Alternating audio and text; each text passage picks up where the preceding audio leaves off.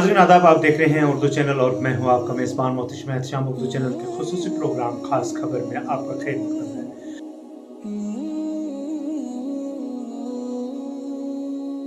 नाज़रीन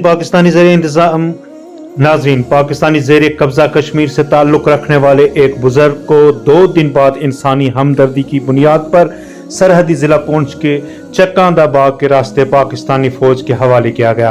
भारतीय फ़ौज की 7 जाट ने 4 जून 2024 की सुबह मनकोट सेक्टर के घोड़ा पोस्ट के करीब अगले मुकाम नंगी टेकरी में एक पाकिस्तानी ज़ेर इंतज़ाम कश्मीर के एक शहरी को गिरफ्तार किया था, जिसका नाम मुनीर हुसैन वल्द फ़ैरोज़दीन, उम्र तकरीबन 72 साल है।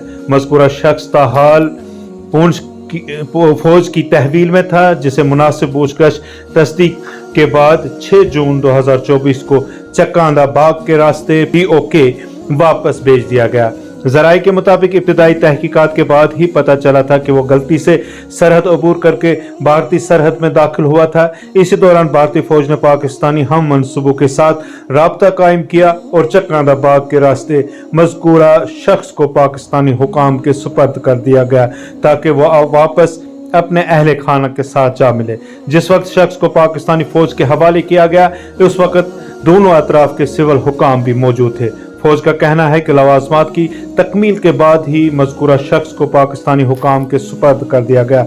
वाज़ह है कि इस तरह के वाक़ात कई मरतबा रौनुमा हुए हैं, जब पाकिस्तान खासकर पाकिस्तानी ज़ेर इंतज़ाम कश्मीर से गलती या नादानिस्ता तौर पर सरहद के अबूर करके इस पार आने वाले अफराद को कानूनी कार्रवाई मुकम्मल करने के बाद पाकिस्तान के हवाले किया जाता है।